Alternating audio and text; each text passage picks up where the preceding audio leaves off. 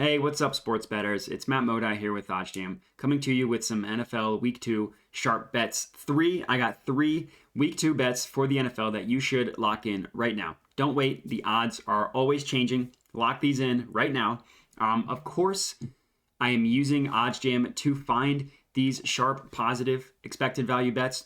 Using a tool like OddsJam, constantly scanning lines from all the different sports books, thousands of odds. I mean, more than that, millions of odds, thousands of markets, trying to find the most profitable bets, putting them all onto one page for you to lock in. So as I mentioned, I have three of these for today. One thing I do want to mention, a couple things. Number one, make sure to subscribe to this YouTube channel. I have a ton of NFL content coming out over the course of the week. I still have my 4 best bets to go. Also, would appreciate it if you could check out the OddsJam podcast, Sweat the Bet.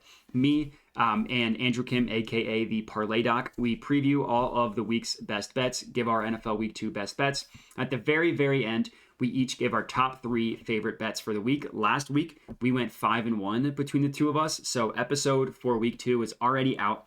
Would definitely appreciate it if you guys went and checked that out. Locked in those bets. Let me know what you think of our analysis. I have 3 more bets that have popped up on the EV page. There are 3 teams that I actually like to win straight up. The Vikings, the Commanders, and the Panthers. Obviously, if I like them to win straight up, I love that we're getting a field goal on each one. Granted, we have to sacrifice some of the odds. We're selling some points on this one. -143, -132, -131. -141, but I still do think that they are profitable bets. So I'm going to go ahead and lock all of these in. In terms of unit sizing, I'm putting a full unit on the Vikings plus 3.5. I'm putting half a unit on the Commanders and essentially half a unit on the Panthers, just rounding out the remaining money I have in BetRivers. I have some stuff pending tonight. Hopefully that wins. That'll get more in my account. But that's how I'm unit sizing. So all 3 of the bets have been locked in. So let's chat about it. I mentioned that I used OddsJam to find these positive expected value bets, right? OddsJam, as I mentioned, constantly scanning all the sports books. I mean, if you just look at all these sports books that OddsJam has, constantly scanning the lines of all these different sports books, trying to find the most profitable betting opportunities. The no-vig odds pulled as a weighted average from all the different sharp sports books. Again, this information comes from thousands and thousands of backtesting, determining which books were the sharp ones in which specific markets, coming up with these no-vig odds, trying to give you the most profitable bets. So even though all 3 of these are lower in terms of EV percent, I still like all 3 of them. So I purposefully locked in these 3 and recorded a video doing it to show you that even the lower percentage bets shouldn't be avoided. They're still profitable bets.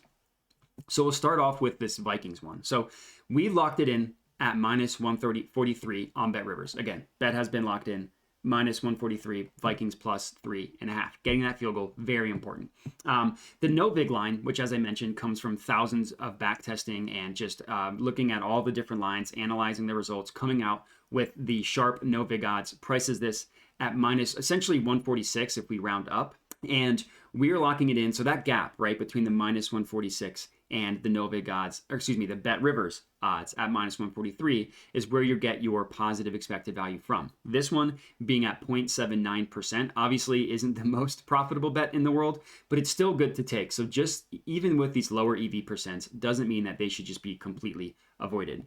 But locking in point spreads, one thing that I love to do. So if you click into a play, right, it pulls up all the odds for this specific market. But if you view the event page, it pulls up the odds for every single, all the alternate lines as well, I should say. So what we can see here is that the majority of books have this market priced at 1, 1.5, or 2. Now, we had to sacrifice some odds. As I mentioned, we got it at -143, but we still are getting a pretty good line. All these books think that's going to be closer to a 1 to 2 point game. We got it all the way at 3.5 on BetRivers. And one thing that I like about it, and look at what all of these other books price this market at. OddsJam line, sharpest sports book in the world, pulled from Pinnacle, -176. Every other book, -155, -156, -154. All these other books have this priced at a minimum of 10 cents higher than what the BetRivers line has it at -143. Now, for football reasons, for handicapping, I gave my betting preview of this game on the YouTube channel. So check that out if you want my full analysis. My quick analysis is, as an Eagles fan, I was not impressed with their week 1 performance. Jalen Hurts looked great with his legs. I worry that the Vikings have a smart coaching staff, won't let Hurts beat them with their legs. Defensively, the Eagles looked horrible. The Vikings looked very creative in what they did with Justin Jefferson. I like the over in this game. I also like the Vikings. I think they win straight up. I certainly like getting 3.5 points, considering it's a positive expected value play. So I put the full unit on this one. This is the one I was the most confident in. The next two, similar logic. So the Commanders +3, I wouldn't be surprised if they won straight up. I found it kind of interesting. The Commanders, won their first game. The Lions lost their first game, and yet somehow the Lions are favored here. I get that the Lions looked good and that they are the home team, but I worry that the Lions, that's the first time they've been favored since 2020. It's been a whole season since they've been favored for a reason. So I'm not necessarily confident in backing the Lions as favorites. And I do love the fact that we can get the Commanders at that field goal, at that +3. So the no vig line has this at -134. BetRivers has it at -132. That gap is where you get your positive expected value from. Same thing here. If you open this up in a new tab, you will see that most lines have this market priced 1.5, 2. Almost the same exact thing. Bet Online, another sharp sportsbooks, has the Commanders as 1-point underdogs. So again, same thing. I know that we had to sacrifice some odds getting them at +3, but just look at where every other book prices this. Same thing. OddsJam line pulled from Pinnacle, -146. DraftKings, -163. BetMGM, -145. All of them at a minimum 13 cent difference from what we got it at BetRivers at -132. So this was a half unit play. The last one, another team that I think can win straight up. I am the least confident in them though, because Baker Mayfield, Panthers stink. It's a little bit concerning. +3.5, -141 on BetRivers. The OddsJam line ever so slightly favoring this one, but it's still positive EV at -141.09. So the gap is where you get your expected value from. Same thing here. If you open it up, in terms of just what the books priced this 3.5 at, -141 on BetRivers. The closest other book is at -155. Every other book, no matter what, has minimum, 14 cent difference from the BetRivers line. If you want to look at the odds of what every book is pricing it at, you will see something similar, books pricing it between 1 to 2. Again, I know that we had to sacrifice some odds getting it at -141, but that just shows that we are getting a value. So BetOnline thinks that this should be a 2-point spread. OddsJam Pinnacle thinks it should also be a 2-point spread. And I like it. I think the Giants, props to them for getting that victory in week 1, coming back from down 13-0 at half. They looked horrible. They got completely outplayed. Offensively, the only thing they had was Saquon Barkley, which I'm happy that he looks back because those injuries were tough. But Daniel Jones looked bad. He was sacked 5 times. He turned it over twice. He didn't even throw for 200 yards.